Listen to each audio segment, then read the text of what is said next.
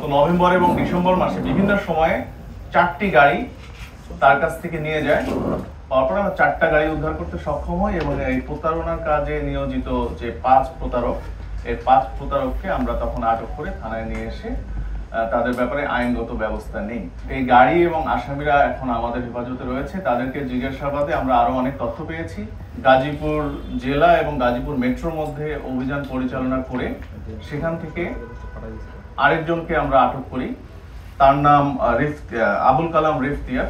ঘটনার বিবরণে যেটি জানা যায় যে আমাদের বাদী তিনি মোহাম্মদ ইমদাদুল হক খান ওরফে নওশাদ, তিনি গত 5 জানুয়ারিতে তেজগাঁ শিল্পাঞ্চল থানায় একটি মামলা করেন, প্রতারণার মামলা, যেটির বিষয়বস্তু হলো যে তিনি একজন গাড়ির ডিলার, ওনার একটি শোরুম রয়েছে।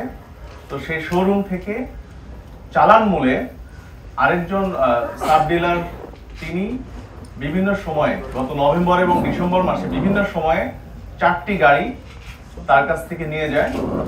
পরবর্তীতে সেই 4টি গাড়ি তার শোরুম থেকে অন্যত্র সে সরিয়ে ফেলে এবং এই নওশাদ সাহেব, ইমদাদুল হক খান নওশাদ সাহেব যখন এই গাড়ির ব্যাপারে তার কাছে জানতে চায় তখন সে টালবাহানা শুরু করে।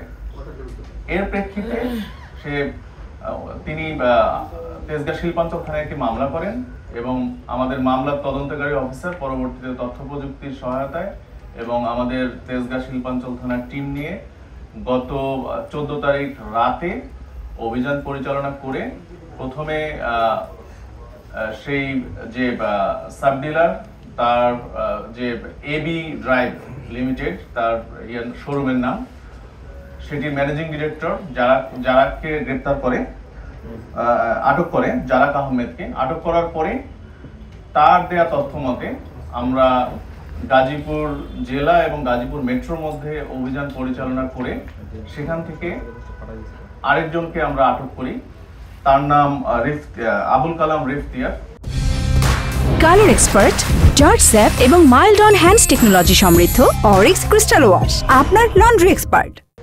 তার দেয়া তথ্য মতে আমরা এই আবুল কালাম রেফতিয়ারের এক আত্মীয়র বাসা এই আফতাবনগর থেকে আমরা 2টি গাড়ি আমরা উদ্ধার করতে সক্ষম হই।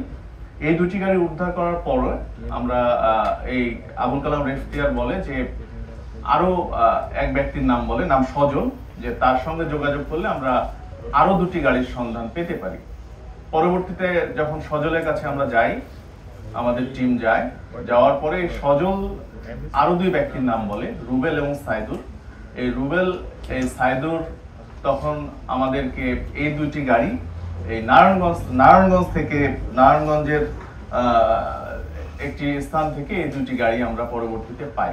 পাওয়ার পর আমরা 4টা গাড়ি উদ্ধার করতে সক্ষম হই এবং এই প্রতারণার কাজে নিয়োজিত যে 5 প্রতারক, এই 5 প্রতারককে আমরা তখন আটক করে থানায় নিয়ে এসে তাদের ব্যাপারে আইনগত ব্যবস্থা নেই। আমাদের কাছে যে 4টি গাড়ি আমরা উদ্ধার করেছি, এজাহারে প্রাপ্ত গাড়িটি হচ্ছে 2023 মডেলের একটি টয়োটা হ্যারিয়ার জিপ গাড়ি, 2018 মডেলের একটি টয়োটা ভেলফেয়ার জিপ গাড়ি, 2018 মডেলের একটি টয়োটা স্কয়ার মাইক্রোবাস, 2019 মডেলের একটি টয়োটা এক্সিও প্রাইভেট কার।